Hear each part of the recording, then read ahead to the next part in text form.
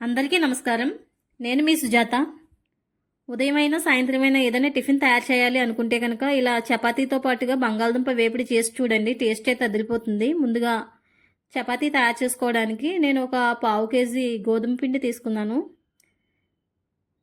ఇదైతే ఫ్రెష్. నేను ఈ విధంగా తీసుకున్నాను. మీరు కొంచెం నిలవ పిండి అయితే కనుక జల్లించుకోండి. ఇప్పుడు నేను ఇందులో ఒక పావు టేబుల్ స్పూన్ సాల్ట్ వేసాను. వేసి ఒకసారి బాగా కలపండి. ఇలా కలిపిన తర్వాత పాలు అయితే తీసుకుని వేస్తున్నాను నేను. పాలు వేసుకోవడం వల్ల మనకి చపాతీ అనేది చాలా సాఫ్ట్గా వస్తుంది, మెత్తగా స్మూత్గా బాగుంటుంది.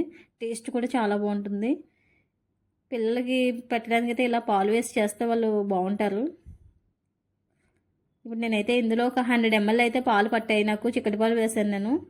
ఇలా మొత్తం పిండి అంతా కూడా బాగా కలపాలి. నేను చూపించిన విధంగా మొత్తం కలిపేయండి. ఇలా కలిపిన తర్వాత కన్సిస్టెన్సీ ఈ విధంగా ఉంటే సరిపోతుంది. బాగా గట్టిగా కాకుండా మీడియంగా ఉండాలి. ఇలా మనకి కొంచెం చేతికి అంటుకుంటున్నట్టుగా అనిపిస్తే కనుక ఒక 2 స్పూన్స్ ఆయిల్ అయినా నెయ్యి అయినా వేస్తే అది అడ్జస్ట్ అయిపోతుంది. మనం చపాతీలు చేసుకునేటప్పుడు పిండి వేసుకోకపోయినా మామూలుగా అయినా వచ్చేస్తాయి, చేసేసుకోవచ్చు.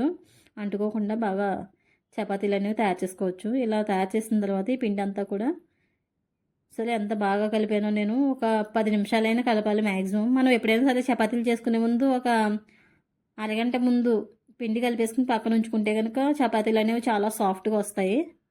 ఇప్పుడు నేను చూపించిన విధంగా ఇవన్నీ కూడా మొత్తం ఉండలు చేసేసుకోండి. మీకు ఏ సైజులో కావాలో సైజులో చేసుకోవచ్చు. మీకు పెద్ద చపాతీలు కావాలంటే కొంచెం పెద్ద సైజు, మామూలు మీడియం అయితే ఇలా చేసుకుంటే సరిపోతుంది.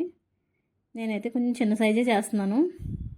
అంటే పిల్లలు ఉన్న వాళ్ళు అయితే కొంచెం చిన్న సైజు చేసుకుంటే పాడవకుండా ఉంటాయి, వేస్ట్ అవ్వు. ఈ విధంగా మొత్తం అన్నీ కూడా రౌండ్ బాగా గుండ్రంగా చేయండి. నేను చూపించిన విధంగా ఇలా ఈ సైజ్ అయితే చేసుకుని గుండ్రంగా చేసుకోవాలి. ఇప్పుడు వీటిని పైన ఒక తడి క్లాత్ వేసి పక్కన పెట్టేసుకుంటే మనం ఈలోగా కుర్మా బంగాళదుంప వేపుడు తయారు చేసుకునే లోపల ఇవి సాఫ్ట్గా అవుతాయి. ఇప్పుడు నేనైతే బంగాళదుంపలు పావు కేజీ ఇలా సన్నగా తరిగాను. ఒక 2 ఉల్లిపాయలు 2 పచ్చిమిర్చి సన్నగా తరిగేసి ఇప్పుడు స్టవ్ మీద కడాయి పెట్టి మీడియం ఫ్లేమ్ మీద ఒక 4 స్పూన్లు ఆయిల్ వేసి ఈ మనం తరిగిన ఉల్లిపాయ, పచ్చిమిర్చి, బంగాళదుంప ఉంది కదా, వేసేసి ఒక పావు టేబుల్ స్పూన్ సాల్ట్ వేసాను. వేసి ఒకసారి బాగా కలపాలి. నేను చూపించిన విధంగా బాగా వేపండి. సాల్ట్ అనేది ముందు వేసేయడం వల్ల మనకి ఉల్లిపాయలు, బంగాళదుంపలు ఇవన్నీ కూడా తొందరగా మగ్గిపోతాయి. ఇలా వేసేసిన తర్వాత మూత పెట్టండి. అసలు బంగాళదుంప వేపుడు అనేది మనకి ఇందులోకి చపాతీలోకి అయితే కాంబినేషన్ సూపర్గా ఉంటుంది. ఎక్కువ ఏ కర్రీకైనా కూడా ముందు బంగాళదుంప అనేది చపాతీకి బెస్ట్ కాంబినేషన్ అనే చెప్పాలి. ఇప్పుడు ఇందులో ఒక 2 చిటికల పసుపు, ఒక అర స్పూన్ అయితే కారం వేసాను నేను. ఇదంతా వేసేసి బాగా వేపాలి. ఇప్పుడు ఇవి ధనియాలు, జీలకర్ర, ఎండుమిర్చి పౌడర్ చేసింది ఒక అర స్పూన్ అయితే వేసాను నేను. ఇదంతా కూడా వేసేసి ఒకసారి బాగా వేపాలి. నేను చూపించిన విధంగా బాగా వేపేసుకోండి. ఇందులో వెల్లుల్లిపాయలు కూడా చెదకొడి వేసుకోవచ్చు 2. ఇలా వేయడం వల్ల టేస్ట్ అనేది బాగుంటుంది.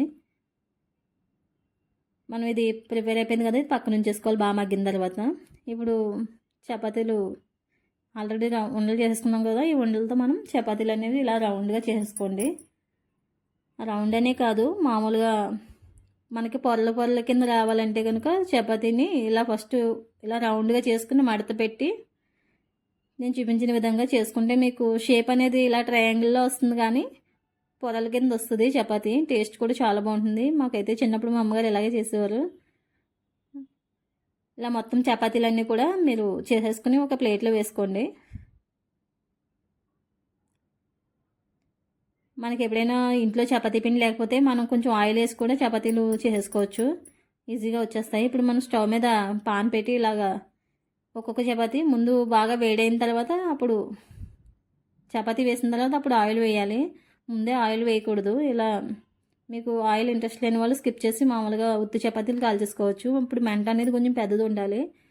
అంటే ఎక్కువ చిన్న మంట మీద అయితే మనకి చపాతీ అనేది బాగా డ్రై అయిపోతుంది కదా, అలా కాకుండా పెద్ద మంట మీద చపాతీలు కాల్చుకుంటే మనకి బాగా వేగుతాయి, టేస్ట్ కూడా బాగుంటుంది.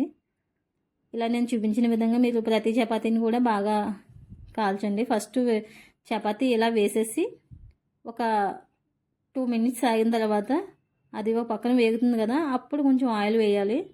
ఇలా ఆయిల్ వేసి వెనక్కి తిప్పితే అప్పుడు మనకి చపాతీ అనేది బాగా పొంగుతుంది. లోపల వరకు కూడా మొత్తం అన్ని వైపులా కూడా మొత్తం ఉడుకుతుంది. ఇలా చేయడం వల్ల చపాతీలు అనేవి టేస్టీగా వస్తాయి.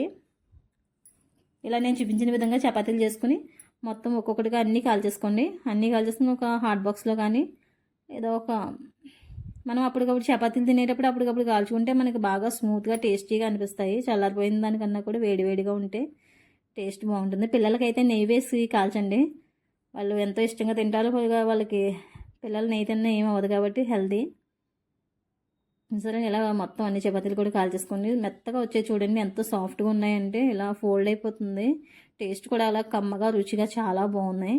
మీరు కూడా ఒకసారి ఇలా బంగాళదుంప కుర్మాతో వేపుడుతో ట్రై చేసి చూడండి. నెక్స్ట్ మీకు ఏ రెసిపీ కావాలో కామెంట్ చేయండి. ఈ వీడియో కనుక మీకు నచ్చినట్టయితే లైక్ చేయండి. Please subscribe my channel. Thank you for watching.